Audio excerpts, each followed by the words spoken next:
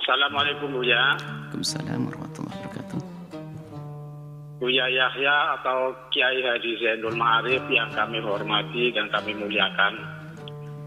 Kami menyimak dari awal muqaddimah tadi, yang mana isi tausiahnya katanya pada awal membaca Al-Quran pada awal surat At-Taubah itu tidak boleh membaca bismillah. Nah, ini berlaku untuk pertengahan surat At-Taubah itu sama tidak boleh membaca bismillah atau bagaimana Buya? Mungkin itu saja Buya pertanyaannya. Terima kasih atas pencerahannya. Wallahul muwaffiq ila aqwamit thoriq. Wassalamualaikum warahmatullahi wabarakatuh. Waalaikumsalam warahmatullahi wabarakatuh. Di dalam mushaf surat Taubah tidak ada bismillahnya. Sebagian ulama mengatakan kenapa tidak ada bismillahnya. Sebagian mengatakan karena itu adalah sambungan dari ayat sebelumnya. Yang jelas tidak ada bismillahnya. Adapun masalah bismillah khilaf para a'immah, apakah bismillah itu adalah ayat dari setiap surah. Al-Fatihah ada bismillahnya, Al-Baqarah ada bismillahnya, atau tidak. Ini khilaf. Kebanyakan mengatakan bahasanya bismillahirrahmanirrahim. Ada tiga. Pertama, bismillah adalah termasuk surat Al-Quran, ayat Al-Quran, tapi bukan bagian dari ayat. Ini pendapat pertama. Yang kedua adalah bismillahirrahmanirrahim adalah bagian daripada surat Al-Quran, ayat Al-Quran, bagian daripada setiap surah, kecuali surat Al-Baqarah. Itu, kecuali surat Al-Baqarah. Jadi surat Taubah tadi tidak ada bismillahnya, itu disepakati.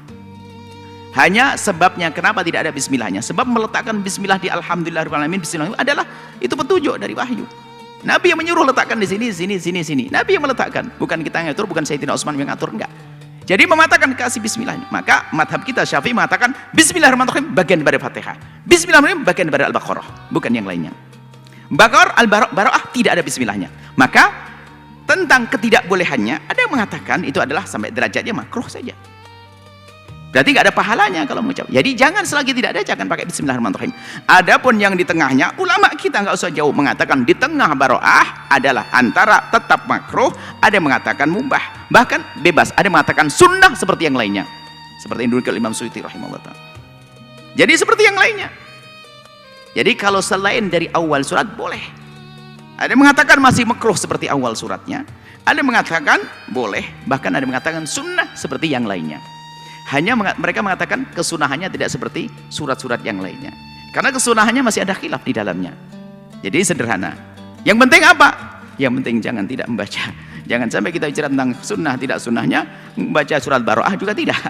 Bismillah tidak bismillah adalah dibenarkan. Bismillah tidak bismillah adalah dibenarkan. Yang penting kita membaca Al-Quran seperti itu. Jadi Anda tidak usah ingkar jika ada orang mengatakan di saat membaca pertengahan surat Baroah lalu mengatakan bismillahirrahmanirrahim adalah boleh, diperkenankan. Ini adalah ulama. Ada yang mengatakan sebagian tetap dalam kemakruhannya, bahkan sebagian mengatakan sunnah. Ini adalah di dalam pembahasan fikih kita, madhab Imam Syafi'i, tidak jauh-jauh.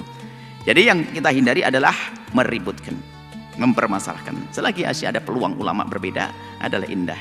Apa yang penting?